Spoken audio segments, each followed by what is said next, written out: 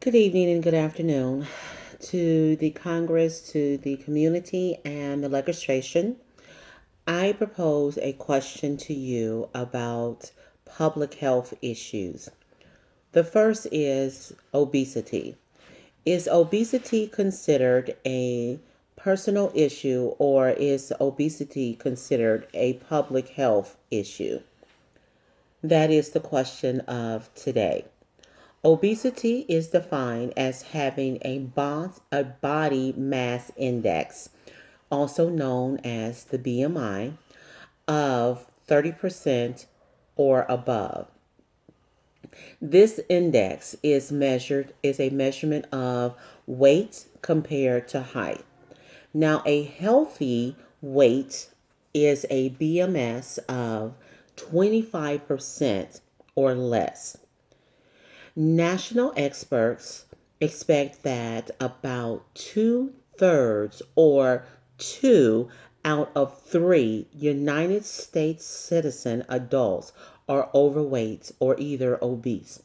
That means that one, two, three healthy adults in this room, two of them would be considered either overweight or obese, according to the national BMI.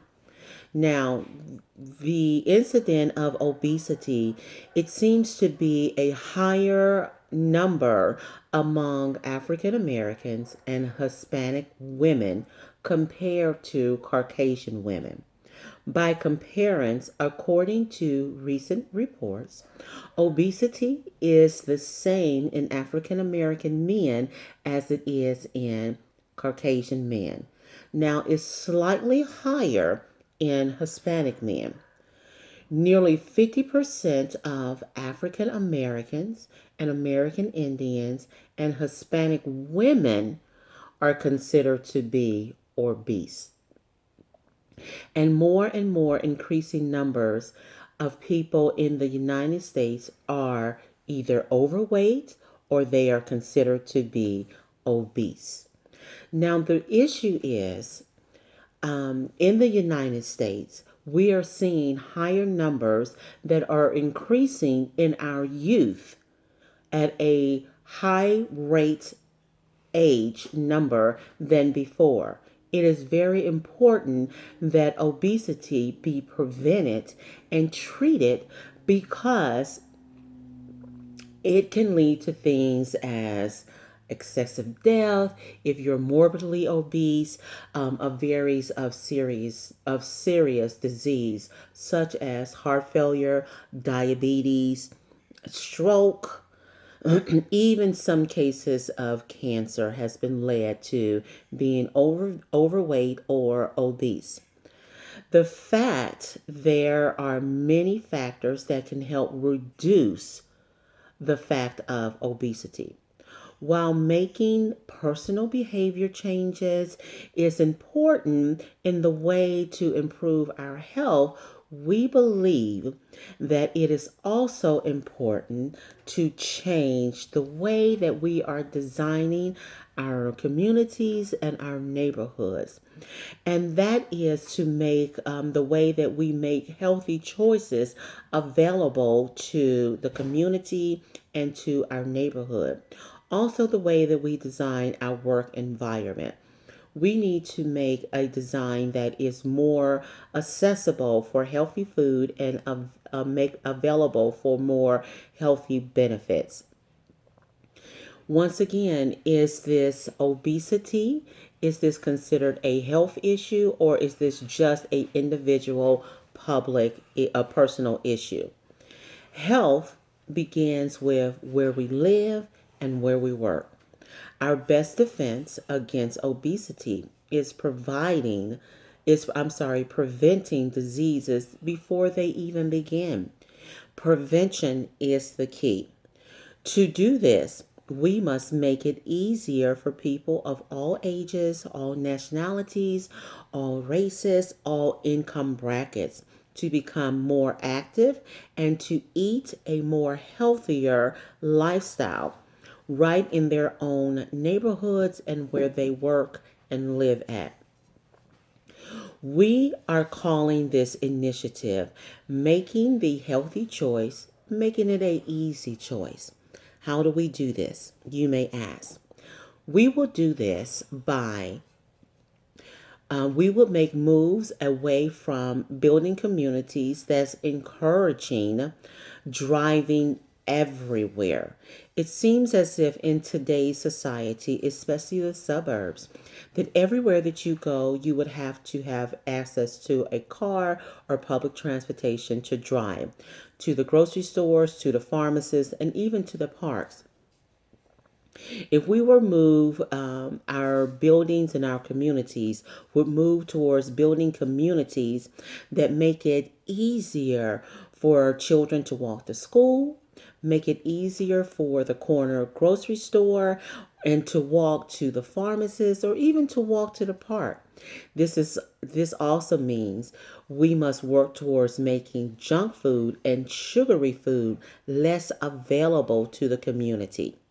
No more do you see in the community neighborhood corner stores that will sell healthy produce, fresh produce. No longer do you see in the community a pharmacist that is localized where you can just walk to it. No longer do you see healthy parks that encourage neighborhood community events that are in walking distance. We want to build a community and a workplace environment that promotes neighborhood grocery stores, that promotes neighborhood parks, that will promote neighborhood walking to school and parks, as well as pharmacists. We want to promote new communities that will make it hard for children to have and adults for them to have access to sugary sodas as well as food that is unhealthy. Make a neighborhood that is created around community that will build community based farmers markets as well as community based farmers markets that will give food away. What you grow is what you keep and what you eat. That will encourage children to learn how to read labels, as well as parents be encouraged to cook healthier and more at home instead of fast food restaurants and drive through.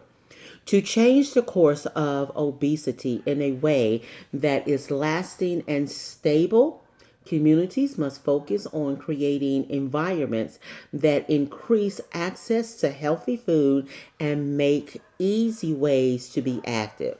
So, getting back to my original question and statement. Now, is obesity a personal, individual issue, or is obesity a public health issue for us all? While changing our personal behavior is an important way to reduce obesity, asking the public to change their behavior without making healthy choices the easy choice makes it nearly impossible to create a lasting change for generations to come. Ask yourself, do you want to deal with the problem of obesity at the end or at the beginning? Do you want to deal with obesity with healthcare costs rising, being treated for diabetes, being treated for high blood pressure, being treated for even some cancer, stroke, or heart disease, which is a high cost of obesity at the end? Or do we want to build a community that will look at obesity in the beginning to try to prevent it? I ask you the question, is obesity a personal, individual issue, or is it a public health issue? I thank you for your time. I thank you for your consideration. I ask that you will please help us to build a community that will not only help the community make a healthy choice, but also make it an easy choice. Thank you. Have a great afternoon.